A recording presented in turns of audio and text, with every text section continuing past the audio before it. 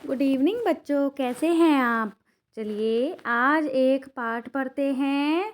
कक्षा 3 की क्लास से है, जिसका नाम है किसान की होशियारी। और यह एक बहुत ही इंजॉयफुल कहानी है, स्टोरी है। तो चलिए स्टार्ट करते हैं। एक किसान अपना खेत जोत रहा था।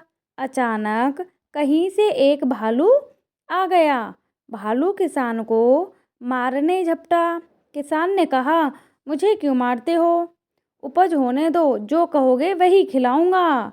भालू ने कहा, भूमि के ऊपर की उपज मेरी और भूमि के नीचे की उपज तुम्हारी। किसान ने आलू बो दिए। उपज हुई तो भालू को पत्ते खाने को मिले और भालू चिढ़कर रह गया। अगली बार भालू ने कहा, देखो, इस बार भूमि के नीचे की उपज मेरी और ऊपर की तुम्हारी। इस बार किसान ने गेहूं बो दिया। जब उपज हुई तो किसान को मिले चमकीले गेहूं, भालू को मिली केवल जड़ें। भालू फिर खींचकर रह गया। इस बार भालू ने किसान को पाठ पढ़ाने की सोची। उसने किसान से कहा, भूमि के सबसे ऊपर और भूमि के नीचे की उपज मेरी। किसान मान गया। इस बार किसान ने लगाया गन्ना। जब उपज हुई तो भालू को मिले पत्ते और जड़ें।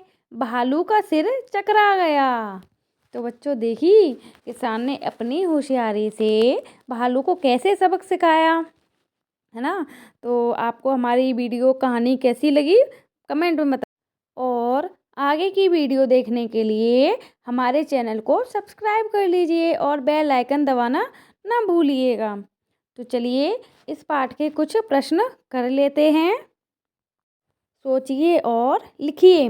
इसका पहला प्रश्न है, किसान ने भालू से बचने के लिए उसने क्या कहा? किसान ने भालू से बचने के लिए कहा कि आप मुझे मत मारो, मैं आपको अपनी फसल में से हिस्सा दूंगा।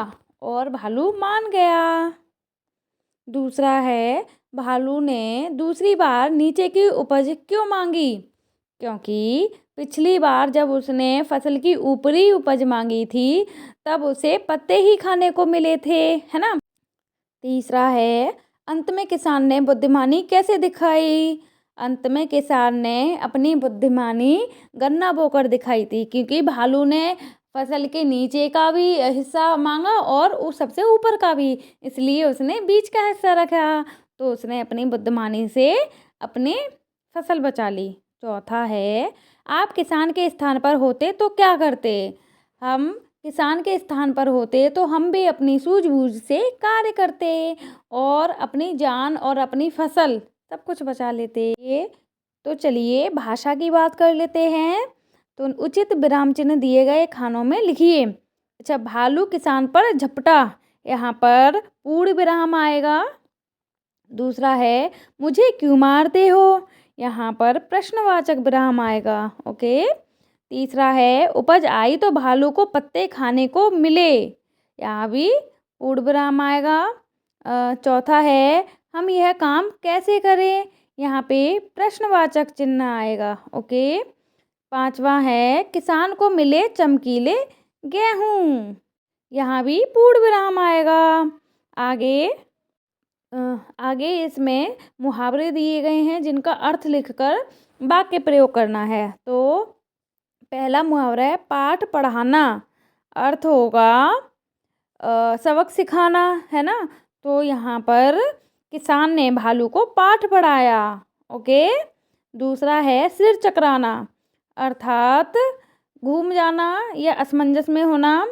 तो वाक्य प्रयोग होगा, किसान की होशियारी देखकर भालू का सिर चकरा गया।